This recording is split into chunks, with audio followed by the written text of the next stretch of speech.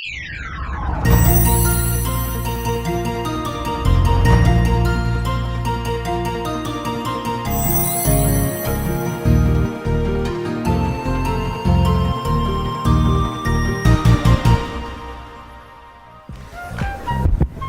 final presenter this morning is Gerry Chia. Gerry serves as the Vice Chair and Director of the OCN. He is also the OCN's alternate director with the SCA in New South Wales. The excitement of the debaters is getting good. He is the chairman of the Pacific Place Community Association, which oversees a shared facilities scheme comprising 4 strata plans that encompass approximately 550 lots. He is also secretary of a 31-storey, 228-lot building that is within Sydney's Pacific Place Community Scheme. Please welcome Gerry Chia. Hello. Hello. Are we working? Yes. Thank you, Chris. I'm a lot owner. I'm a volunteer. How many of you here are lot owners in a strata scheme? Please, stand up. Stand up. Come on, don't be shy. It doesn't matter. I'm saying the rest, for you folks that service the strata sector, we are your customers. And some of you have a dual hat. So, yeah, look after us. And I'm sure a lot of you here do, but there are some that may not. Anyway, 10 years ago, I bought into my building, which was brand new at the time. It's a 31-storey building developed by Mirvac. Mirvac is one of the better developers. In fact, I think they're probably one of the best at the moment, and they look after their product. 10 years down the line, the defects manager is still coming over regularly and checking on things. They don't do everything, but they look after us. So anyway, this is my building here in Chatswood, in Sydney's lower North Shore. Some people call it Chatswood. Before that, this is actually the first time in my life, actually, in the last 10 years, I felt invisible, because growing up in Australia in the 50s and 60s, which was very Anglo, very different now, but yeah, it's the first time in my life I've felt invisible. Anyway, Epica was completed in 2005. It is one of 4 strata plans in a community association. In 2000, the Pacific Place Community Association, which I also chair, looks after the shared facilities that, such as the grounds, the gyms, the pools, etc. So in 2005, when I bought in, there were 2 towers, Altura, Epica, which is my building, and a low-rise complex. And then in 2007, the last building was finished. It's another tower of 132 apartments. So again, this is my building here on quite a scenic day, and this is the view from my balcony looking out on the Pacific Ocean and North Head. So we have a high-rise building with three high-rise lifts and 2 small lifts. We have centrally supplied air conditioning with 2 cooling towers. We have centrally supplied gas-fired hot water, which is solar assisted, that go through 3 separate systems: low-rise, mid-rise and high-rise. We have a 30,000 litre tank in the roof for drinking, washing water, and we have 20,000 litre for fire if it ever happens. And these are fed by pumps at the street level. And we have the building, Epica, is fully sprinklered. And we have a C-bus lighting control system. And yet, when the building first started, our strata manager at the time did not consider plant machinery breakdown cover necessary. Whoa. And when I asked him at the inaugural AGM, why don't we have it? He said, oh, your new building, everything's under warranty, you don't need it. Yeah. And also, they only covered us and I wasn't an office bearer at that time, but I was going to be, within 10 minutes of asking the question, $1 million of liability insurance. So what they will are expecting, and it wasn't attached to the AGM for the inaugural AGM, the agenda for the inaugural AGM was a 3-year contract with a 3-year auto rollover, an annual retainer with a 5% increase. That's big inflation back in 2005. And Schedule B disbursements, which were uncapped. Now, those of you who are not from New South Wales, Schedule B is all the add-on costs every time the strata manager picks up the phone, sends an email, prints out something, 50 cents a page, that's what they're going to charge us. And 18% commission on strata insurance. That's pretty standard in the industry at the moment. We had on-site building management. Again, there was no contract with the inaugural AGM agenda. And I expected it was going to be, though, after a 3-year contract, but in New South Wales it could be up to 10 years under legislation. We as owners had no opportunity to review that contract, and there were no KPIs. So I hadn't lived in strata since the late 1970s when I lived in a 3-storey walk-up. This was my first experience in high-rise strata. But my background I came from 30 plus years in the apparel industry, dealing with national retailers like Woolworths, Big W, Best and Less. Now, you guys, the strata managers, think that your business is tough. You try being in the apparel industry. And in that industry, as a supplier for 20 years, we had to line up 4 times a year to re-tender for our product. And any kid walking in with a laptop could quote a price, and we were expected to beat that. That is a tough industry. So I put a motion to appoint the strata manager for 6 months. I thought, well, if he didn't consider plant machinery breakdown cover necessary for a building this complexity, I don't really want you looking after my $1 million asset or $100 million for the building. And I also put a motion to appoint the building management for 1 year, because I thought, we need to get to know these guys. Why would we give you a long contract? As a previous supplier to the national discount retailers, I didn't get a long-term contract. Why should you? And also put a motion to increase the office bearer's liability, which was agreed by the meeting, to $5 million. So later that year, in 2005, a group of us on the committee, on the EC, went on to formulate a tender, and we went to tender, and I think we invited something like 5 or 6 strata firms. And what we decided to do after talking to various people was we put a scope of works and we asked the tenderers to quote based on a fixed fee. So we're saying to them, we want you to estimate what your Schedule Bs are going to be, and we want you to take a punt. Otherwise, it's like saying to a builder, build me a house, charge me what you want, and I'll pay you. And by the way, we'll give you the PIN number to our bank account, because that's how the strata industry works. Yeah. Okay. And we also put in no insurance commission. So we said to them, you probably expect some income for our insurance commissions. Cost that in. Why not? They know what why can't you do that? I mean, as an apparel supplier, we had to come up with a fixed price. You can't go back to Big W and say, sorry, we need more money. What are they going to say to us? It doesn't happen that way. And we also asked them to consider the opportunity to save costs by sending minutes and agendas electronically. So the first year contract was a 1-year appointment with a monthly rollover after that. We made major amendments to the Institute of Strata Title Management contract at the time, which was around the 2004 version.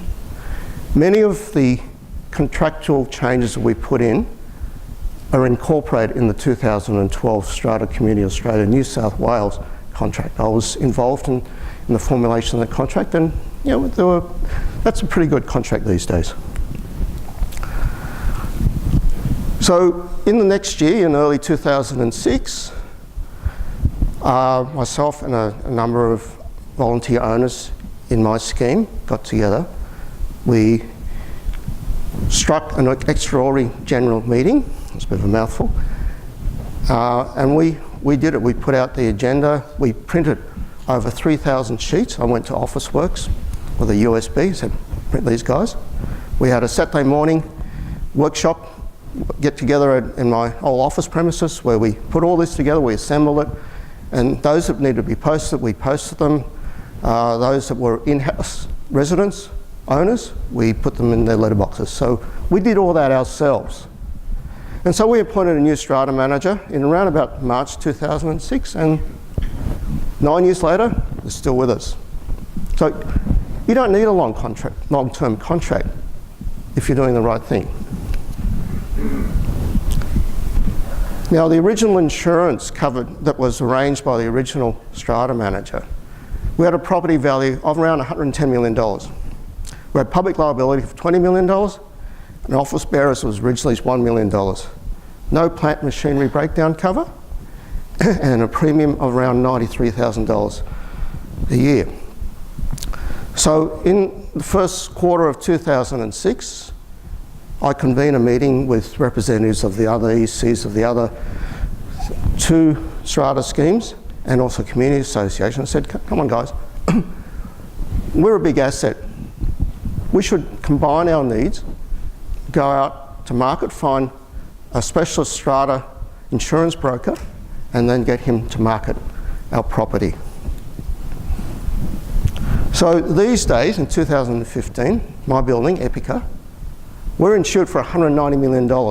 We have public liability of $50 million, plus an additional layer that is shared across the whole facility of $50 million. So we have potentially $100 million public liability. We have office bearers of $20 million, which is the maximum. And we have, in our building, we have planned machinery breakdown and loss of rent. So if the building, part of the building can't be used because of some sort of plant breakdown, the resident owners can have alternative accommodation paid for, and the investors will get if their tenants can't occupy, they'll get replacement rent.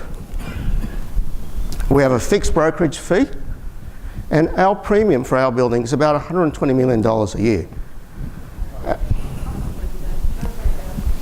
Sorry, oh sorry, the premium is $120,000. And the combined value of the whole site, of the four stratas and the community association, is just under $500 million. So we figure we'd have pretty good buying power. So what I'm saying is owners have to take responsibility and get active and take interest in their asset. I mean, it's a big investment. I actually own 3 apartments in my building now, so I've got a multi-million-dollar investment in it. So, you know, combining our insurance and going to market gave us a very good insurance cover. We got very good, actually we got one of the best covers. I won't name any names, we've got one of the best strata insurance brokers. And we have a very good rate. So perhaps if I didn't get involved, if I hadn't put my hand up back in August 2005, who knows what would have happened. So we have shared facilities on the community association. Back in 2005, there was still more to go, but anyway, we had a 25-metre pool, outdoor pool, we had a spa, a kids' waiting pool, barbecue, several acres of gardens, and a gym and a sauna. And my opening levies for a 2-bedroom apartment on a higher floor with ocean views was $880. And we had on-site building management, Monday to Friday, 8 to 4. We had a sinking fund of $45,000. So here we are, building again. And these are our grounds. Now, back in the 70s and up until the mid-2000s, I owned a 3-story walk-up in the 6-pack. My levies there was $600 a quarter. Now, $880 a quarter, was that a bargain? I don't think so. That's the trap that we were talking about before. And to me, having no strata experience before that, but I thought, This does not make sense. This is going to be a problem. So in late 2005, that first year of Epica, we commissioned a sinking fund survey by Leary, and they recommended that we needed around $300,000 a year.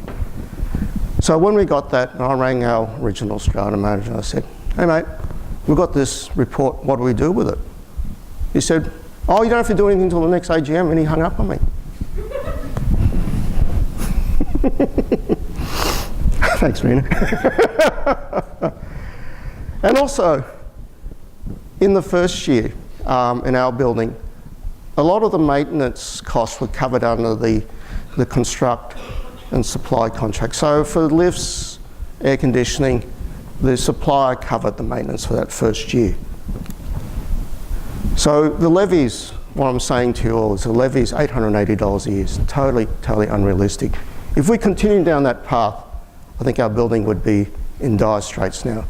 So at the second AGM, as the Secretary of the Owners Corp, no, we had no problem with the quorum that year. We were going to increase our levies by 71%. So, bit of a challenge. So now, in 2015, my levies are around $2,100 a quarter, which I'm comfortable in. I think is pretty realistic for a building and a complex with those facilities. So what I'm saying to you, we've got to take care and reinvest in the asset. And a healthy and robust sinking fund is essential. Many things in a building, particularly a building like this, require replacement refurbishment, such as painting in 10 to 15 years and lifts 20 years. So without a robust sinking fund, the Owners Corporation will need to strike special levies. And that is unfortunate, those that actually live or own there at the time the special levy goes, because that means that those before and those after don't share the cost. Either that, or if you don't do it, I mean, there's options to get strata finance. Lisa, are you here? Or you just let the building deteriorate. And that comes back to our previous discussion, the debate. So insufficient levies cause buildings to deteriorate. And the rents and resale values, I mean, Sydney is a boom market at the moment, but you're not going to get the maximum value for your building if it's looking shabby, it's deteriorating. And eventually, like we were discussing in the previous debate, the buildings will become economically unviable and there'll be safety issues. So what we did in the first year in Epica, in my building, we upped the ante. We appointed a new strata manager, who we still have. We got a high-performing on-site manager, and I'm pretty sure that the building management company would not have taken notice of my complaints if they'd had a long-term contract. It was because they only had a one-year contract, then they knew that if they weren't going to come to the party and up their ante, they were going to be out. And we increased our levies by 71%. And we combined and marketed our insurance requirements for the whole site. So we exercised our potential buying power, which quite often doesn't happen in strata. And in addition, in parallel to all this, I thought we'd need to create a sense of community in the building. So in the beginning, we had people, typical of certain people from backgrounds, they were pushing, you could be walking up towards the lift and they'd be pushing the close button because they couldn't be bothered waiting. And we had people who were waiting in front of the doors when the doors open and they wouldn't give you a chance to get out, they'd just rush in. So if you weren't quick enough, you'd get caught in the lift.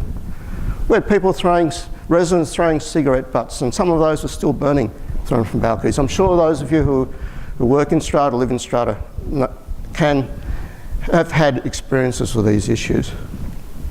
We had visitor parking chaos. It's pretty normal. We had some residents who were renting out their allocated car spaces to people outside. We even had one tenant rented out his car space and started using visitor parking.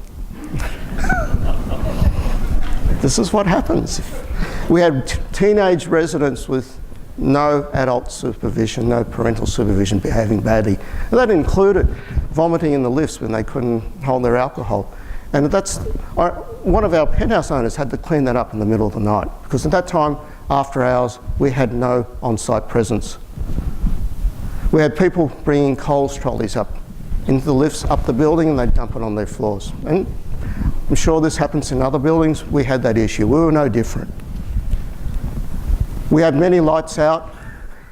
We had people propping doors open, trays propping doors open, and nobody secured them. So I used to go down at 10 o'clock at night and check all the external doors were closed. I used to go at night or in the early morning, walk through the gardens and put little sticky dots on the bollard and in-ground lights that were not working, because there were quite a few in those days. So what we set about was upping the ante. We got a high-performing on-site manager in our building. For the community association, we initiated procuring on-site guards. So we had dedicated guards to our site. So we had an 24-hour presence of personnel. So then I became redundant. I didn't have to go around checking all the doors at 10:30 at night. And as from a business background, I always appreciate, if you've got good people, you've got to acknowledge them, you've got to motivate them. And I'm sure those of you who work in strata often feel forgotten. But what we did on my initiation, we give our building manager a $3,000 bonus each year. We give our Christmas bonus to our long-term guards. And we give a Christmas gift card to our strata manager. She does a great job. She cares. So if you pay peanuts, well, you know the story. But being charged more doesn't necessarily mean you're going to get quality service. You've got to have the right firm, you've got to have the right people. Other things I did to build a community culture in Epica, I put up a notice board for people to put, for sale. I want to rent a car space. This sort of thing, because previously all we had one was enclosed in glass, the official one. I started to hold lift doors open for people. Say, come on, if I see someone coming in through the front door and I know they live there, I'll hold the lift for them. And that happens now. Other people do it. That sort of thing catches. It's endemic in our building. And people who pushed into the lifts before I had a chance to get out, I'd give them a greasy. I'd say, excuse me, can I get out first, please? It doesn't work. So I exhaust that sort of exercise, got rid of that bad culture. So, and get in the lift and say hello to people. Good morning, nice kid, this sort of thing. I got to know the neighbours on my floor. I know everyone lives on my floor. And if someone new moved in next door to me, I'd leave a little gift, a little pot of flowers or something, box of chocolates, say, welcome, I'm your next door neighbour. And in the latter half of 2006, so this was just over a year after we opened, I organised a residents' end of year barbecue just for our building. And this week I had a number of residents that I'd met at the AGM who, when I sort of floated this idea at the second AGM, I said, come on guys, let's have an end of year barbecue. So I had a few people say, hey, I'll be interested, I'll help you out. So it was all, we as the residents got together and did that. And we had 60 people attend. And we've had something every year. After that, we opened it up to the other buildings, which is all the Pacific Place. So this last November, we had over 380 residents attend from all the 4 buildings. We have it fully catered. I mean, to have volunteers to do for 380 people just doesn't happen, doesn't work. So we have a petting zoo. We have Santa. We have face painting. And we even have a special guest. Those of you who are from New South Wales, you recognise this young lady who's our local member, who's now the Treasurer for New South Wales. I don't do Tai Chi, but I knew that there were people who were interested, so I said to someone one day, I said, hey, would you be interested in starting up a Tai Chi group? I'll promote it for you. We have a mothers group. It's all about bringing people together, getting a sense of community. I bought a Christmas tree probably 7 or 8 years ago in our lobby. Now the other buildings copied us, or one of them has. We bought last year a defibrillator. We've got an ageing population. One day, sometimes somebody's going to have a heart attack and their heart will stop, or it could be an accident or something. So we thought, well, why can't we, for $3,000, put in something that is a backup? It's something it's got voice instructions. It senses if there's a heartbeat. If there's no heartbeat, it tells the operator what to do. We bought trolleys. So this is a flat trolley that residents can borrow. And these are green trolleys. We have 2 of those on each basement floor. Because, you know, when you come home, a boot full of groceries, and you're struggling, and you're sort of propping doors open, and you're propping lift doors open, and you're scratching the walls. Well, our residents don't have to do that. Whoa, already. We bought a jump starter for people with flat batteries in their car. We installed an industrial vacuum cleaner in the car wash bay and an industrial hose reel. We beefed up our bylaws. So to enforce the parking, to keep out short-term lettings, and to tackle the overcrowding issue. We put in emergency powers bylaws in case part of the building couldn't be occupied, such as for the Bondi Junction Eastgate Gardens gas explosion. We put in bylaws for high timber floor standards to protect people living below timber floors. We put in renovations bylaw. We put in bylaws for smoke drift. And in further investing in the asset, in 2007, we put CCTV cameras in all 6 basements and all the public entrances. And we upgraded the locks in the building because we had 7 out of 8 apartments on 2 upper floors that were burgled during the day on a Friday back in 2006. We did energy saving. We retrofitted our fluoro lights with LEDs.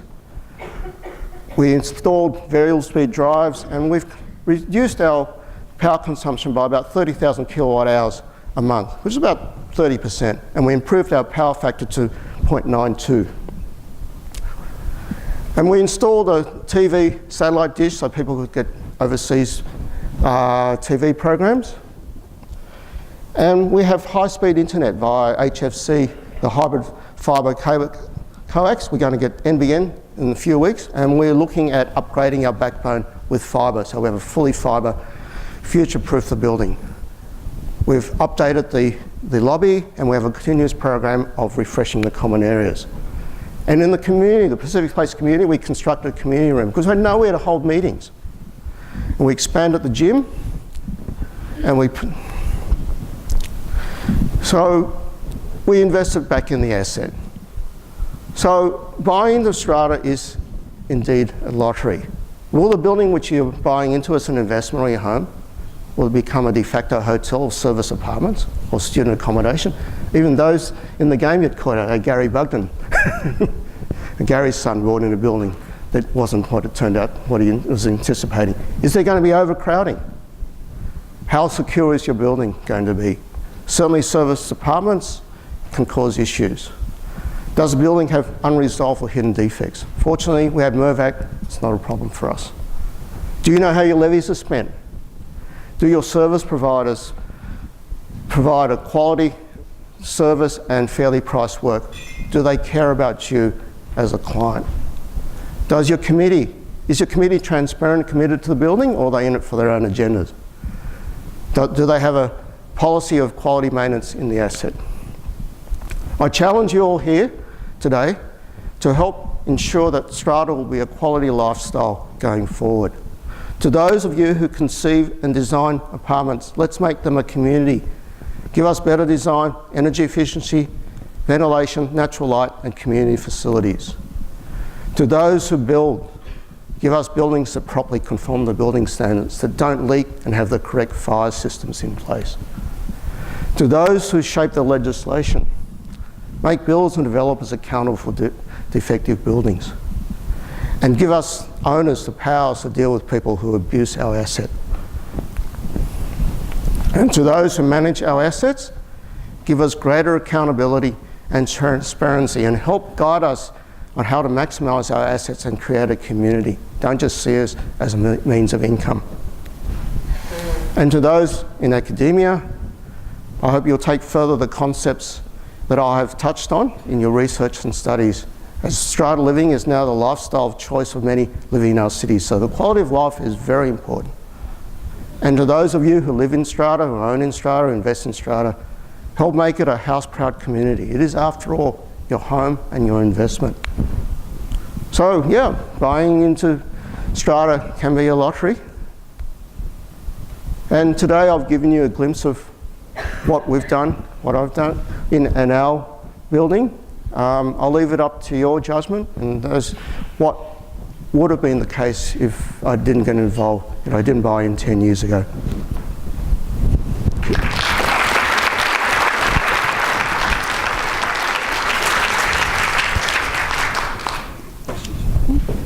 We give 5 minutes for any observations or questions.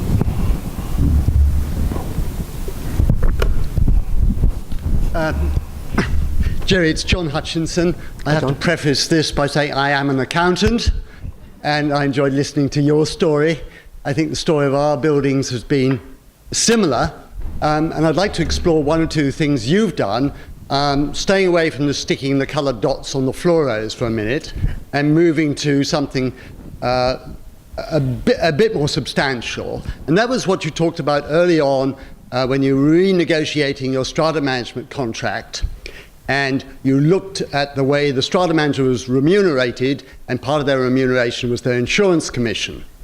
And as I say, I think my own committee has been through the same sort of thing as you have, where we went to our strata manager and says, how much are you getting in the way of commissions? We'll pay you that money directly, no problem. We realise it's part of your income and you earn it. At the same time, we're going to talk to the insurance broker to see what sort of deal we can get. And it worked for us. Our strata management fees cost us another $8,000, and our insurance cost us at least less, $8,000. Then it was been put to me since, along the lines of, how can that be? I'm sure that wouldn't have happened. I'm sure you would have paid your $8,000 to the strata manager, and you would have failed to get that taken off your insurance. Do you have any view on that view? If you have a good broker, and we have a fixed brokerage fee arrangement with that broker, which he's happy with. Yeah, and I'm sure there are some underwriters who won't reduce their premiums by taking out the allowance for the commission. But yeah, there are others who will. So no, I'm very confident, and I know from there's a certain, I guess, a benchmark of how many cents in the dollar or points of a cent in the dollar that you're paying based on your property value, and I know we're doing very well on that. Yes. G'day, Luke. Gerry. G'day, Luke. Really appreciate your concept of giving your strata manager a gift. It's a really generous thing to do, and I'd like to encourage a few more of my clients to do something similar. But knowing OCN's stance on these types of matters, do you have your strata agent disclosing this gift in their agency agreement?